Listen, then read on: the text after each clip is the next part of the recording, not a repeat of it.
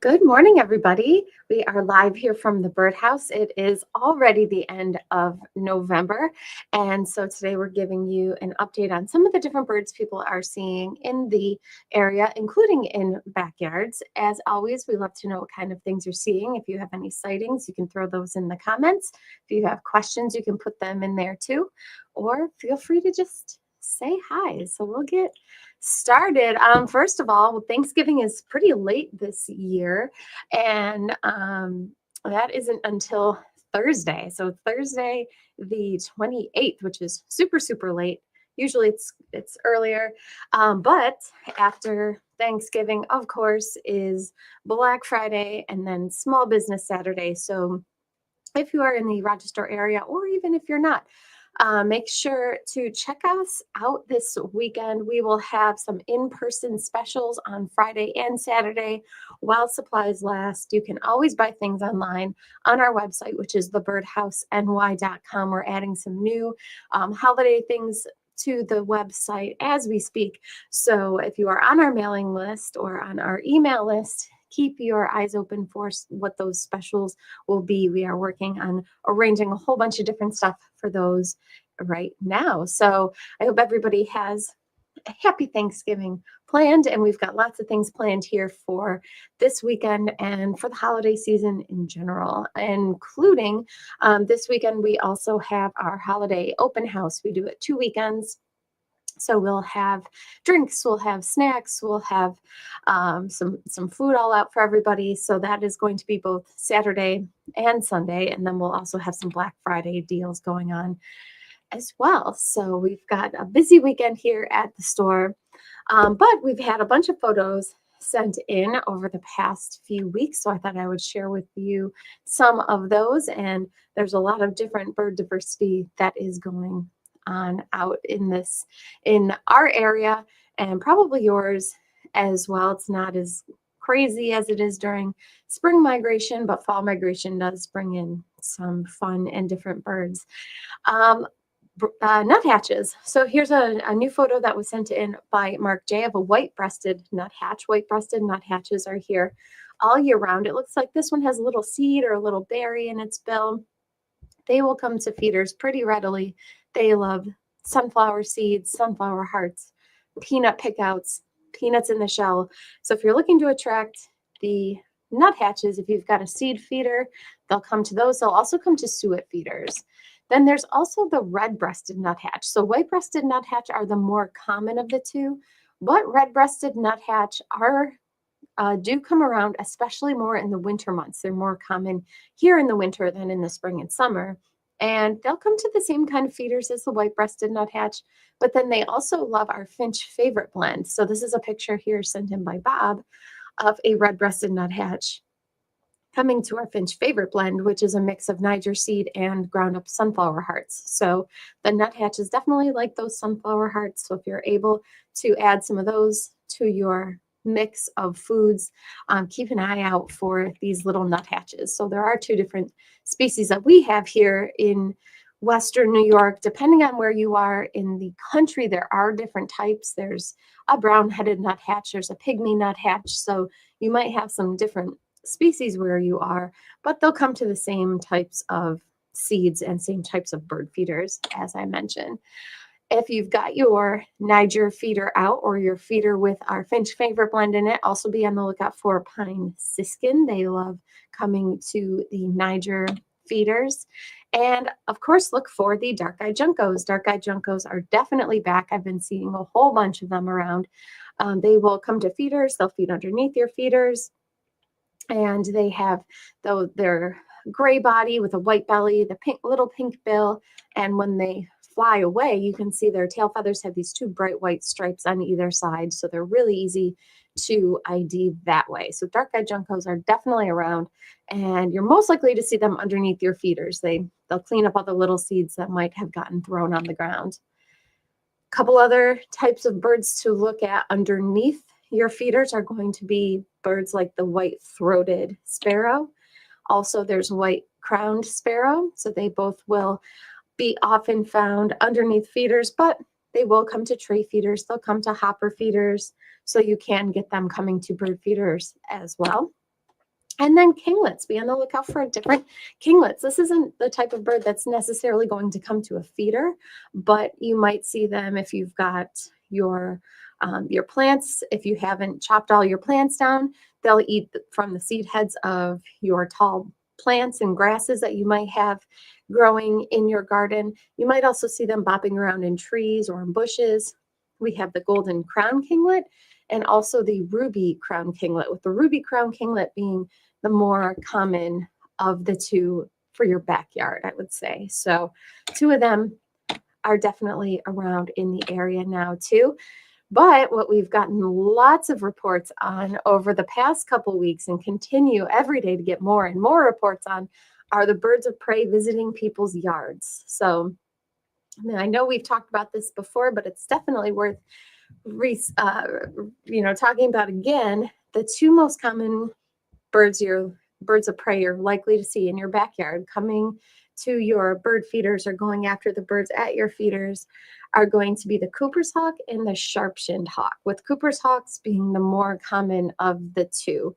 So you guys have over time sent in photos of these birds at your feeders and in your backyards. There can be some size overlap, so it can sometimes be hard to tell the difference between one or another. But the Cooper's hawk in general is the larger of the two. They have more of a square-shaped head and a rounded tail, whereas the sharp-shinned hawk has more of a rounded head and a squared-off tail. Plus, they're a lot smaller. So sharp-shinned hawks can be about the size of a blue jay or mourning dove, really, really small in size. But both of them are around all year, and they're definitely more common in backyards.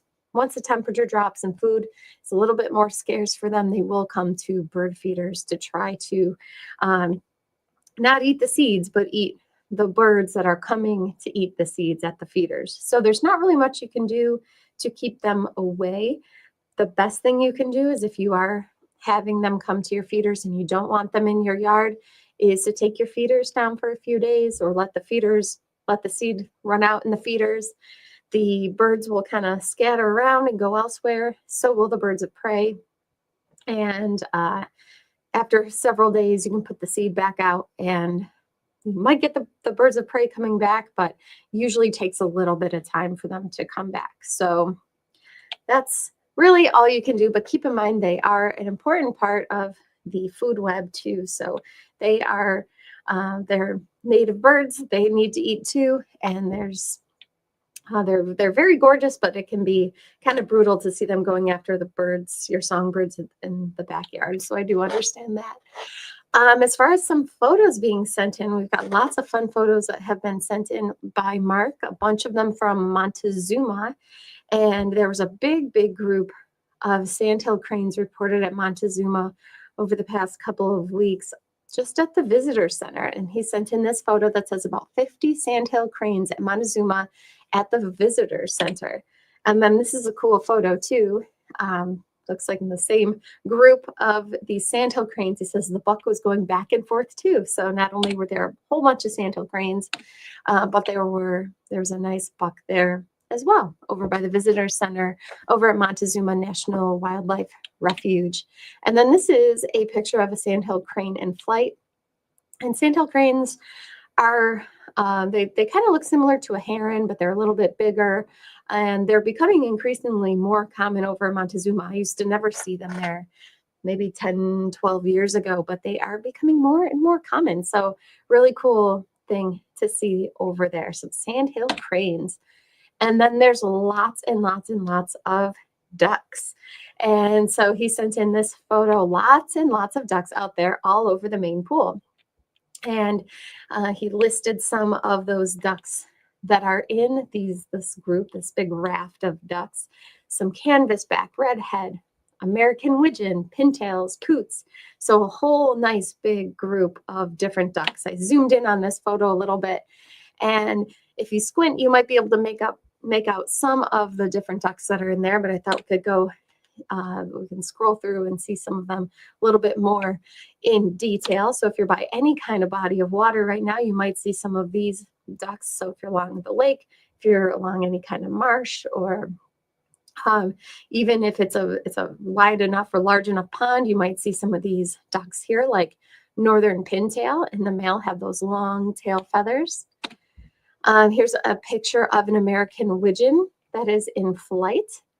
And the American widgeon can sometimes look like this, or you can sometimes, depending on if it's a male, you can see the green on the face of the widgeon. So American widgeon are around, kind of a smaller duck than a mallard, a little bit smaller. American coot, very dark in color. They've got that red eye and a bright white bill. And this is another photo of the American coot. And northern shoveler. So this is a picture of a northern shoveler that Mark sent in. And if you look in the foreground, you can also see there is an American coot there. Now, northern shoveler have that bright green head like a mallard does, but they have this massive, massive bill, super, super wide bill. So this is another picture here of a shoveler. So their bill is black. Also, mallards will have that bright yellow bill, but northern shoveler have that dark bill, and it's super, super wide. So really cool photos there. And then here's a group of canvasbacks, another type of duck. And canvasbacks can kind of get confused sometimes for another duck called a redhead that has a red head, kind of like the canvasback does. But the canvasback gets its name because of its back. If you look at the coloration of its back, it's all white like a blank canvas. So that's one way you can decipher the canvasback from the redhead ducks. So that's a group of canvasback right there. And then this is a cool photo. You see all the ducks there in the foreground. It looks like there's some redheads. There's probably some shoveler in there, it looks like, as well, some coot. But if you look at what is flying over the water, there's an adult bald eagle passing over all of those ducks. So cool photo there. What makes it an adult bald eagle is, of course, that bright white head and those bright white tail feathers. And American bald eagles are expanding their range, and their populations are growing, which is a good sign. They were in decline for a very long time, but they are becoming more and more and more common, which is really great. So you might see them all winter long. If you're by any place that has open water, look for those bald eagles. They do a lot of fishing, but they're known to go after different types of animals, not just fish. Those ducks should be a little bit careful and cautious. They'll go after small mammals or even larger mammals like raccoons and skunks. And so while they tend to prefer fish and will eat mostly fish, they will eat more than just that. Not like an osprey that eats just fish. Bald eagles will have more of a diverse diet, but really cool photo there. Now that's what the adult looks like. The juveniles are dark in color until they're a few years old. So they don't get their adult plumage until they've been around for quite a while. And so this was another photo sent in by Mark. It says juvenile bald eagle, probably a half a year old. So really cool photos there of a bald eagle juvenile, and you can looks kind of disheveled in this picture, or maybe it's just windy, but you can tell it's got that nice big hooked bill, those really strong yellow talons. So that is definitely a bald eagle. So if you see a big bird of prey flying around and it's not a turkey vulture, just because it doesn't have that bright white head and bright white tail doesn't mean it's not a bald eagle. It could very well be a juvenile bald eagle. And then here's another small bird of prey, a small falcon called the merlin. And merlin you can find by water a lot of the times. That's where I tend to see them most often. They look kind of similar in size to the American kestrel. And in this photo, you can see also that it's got the plumage, the markings on its face that look similar to a kestrel, but the colors are very, very different. The American kestrel, even the females, will be more colorful than the merlin are. But there are merlin around here all winter long as well. So that is my update for you guys today. Like I said, we have all kinds of different things going on at the store, not only this weekend, but throughout the holiday season. You can visit our website at thebirdhouseny.com to see what some of those events are. Definitely stop out. And even if you're not in the area, check out our website. We've got a lot of stuff for sale on there with more and more things being added every day. So you can always check that out. Looks like some of you guys are on and have comments. Susie Q says hello. Susan, is another Susan, says happy Thanksgiving. Susan Locklear in North Carolina. I'm new here. Well, welcome. Thank you for joining the broadcast today. We do live streams just about every Tuesday and Saturday, and we're scheduling some already for next year. So we're getting our schedule full, hoping to have some more guests on and things like that for next year. So make sure to keep tuning in because we've got a lot of fun stuff planned. Susie Q says, hello, I'm from Northeast Pennsylvania. All right, so it's great. It's good to see people are tuning in from all over the place. And even you two in Pennsylvania and North Carolina, a lot of these tips and a lot of these birds, you guys have kind of the same ones, a lot of the same species. So just because we're in different states doesn't mean it doesn't all apply to you wherever you are too. So Susan, who is down in North Carolina, says, I've had some new ones, red-winged blackbird and downy woodpecker, new to my feeders. Also beautiful. So yeah, we've got downy woodpecker here all year round, as do you. Our red-winged blackbirds, there's still been some hanging out, but in general, they kind of go down a little bit further south for the winter, south for us. So some of our red-winged blackbirds we had here might be down by where you are in North Carolina. So that's really cool that you're still seeing them. Susie Q says, what is a healthy treat I can give my birds occasionally? I have read that they like cooked potatoes. Is this true? I have no idea. I have never heard that. A healthy treat that you could give them, I mean, I would honestly stick with stuff that is meant for the birds. You can give them peanuts is a good treat that they'll like. They like, of course, the sunflower seeds, and they like safflower seeds and the suet. One thing that you can give them, especially during breeding season, although it doesn't really apply right now, are eggshells. If you're doing a lot of cooking, you can dry out the eggshells. You can bake them really lightly for a little bit of time till they get more crumbly. And so it kind of cooks off any of the albumin or anything like that on it. And the birds will eat the eggshells. And that can help them, especially for the females, when they are developing their eggs. It gives them an extra source of calcium. So that's one healthy treat I would say that you could give them. But I don't know about the cooked potatoes thing. I haven't heard about that. I'll have to look that up. That would be news to me, but you never know. That it could be. But I would stick with peanuts. I mean, you can't go wrong with peanuts at all. Some of the birds will eat berries. You can always put berries out, but can't hurt to just go with the basics: peanuts, black oil, sunflower. Bella says, hi, Liz, Susie, and Susan with a little bird emoji. Let's see. Susan says, I don't know about cooked potatoes. I feed suet that I make myself. Yeah, suet you can't go wrong with. Suet's always good. You can buy it pre-made in little squares, or you can make your own using the beef tallow. Susie Q says, yes, Susan, I've spotted a pileated woodpecker behind my house several times. I hear them, but don't always see them. I read that they modeled Woody Woodpecker after them. This is all true, yes. And those pileated woodpeckers can be quite loud. So sometimes, yeah, you will hear them before you see them. That can definitely happen. Susan says, I have pileated woodpecker, has a red head. I call him Woody. He's been there a long time.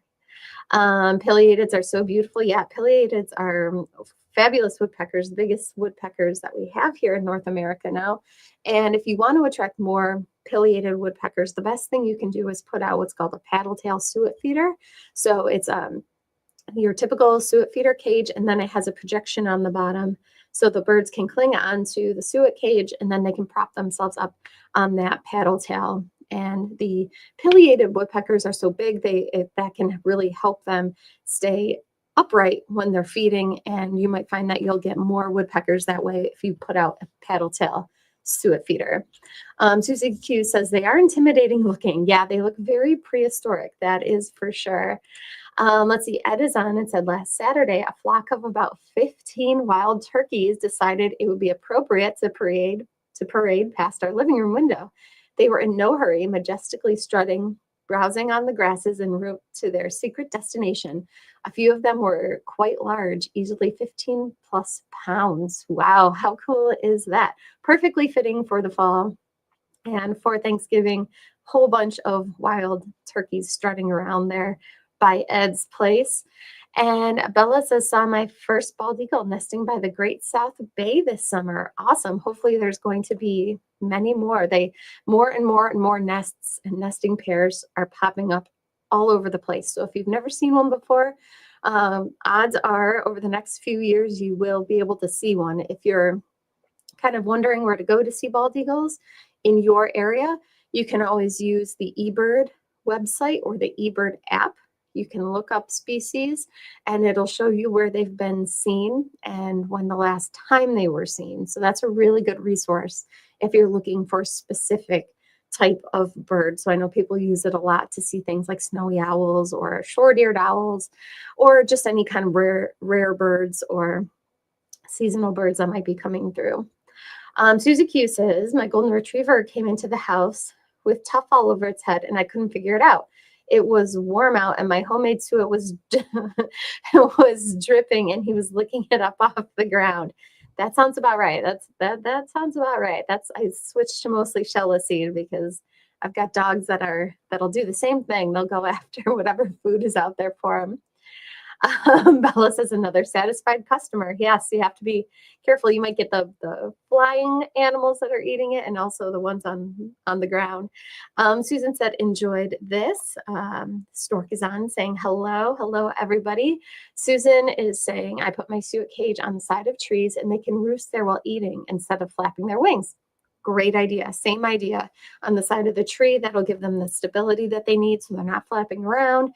They're not kind of awkwardly flipping around on the suet feeder to feed. So that's another great idea. So it looks like that's everybody's comments and questions. Thank you guys for all of your comments today. I hope you guys all have a happy Thanksgiving if you are participating in the holiday. And we'll be back on Saturday with another broadcast. So until then, have a wonderful week and enjoy your day off if you've got the day off on Thanksgiving. And we will talk to you soon. Bye.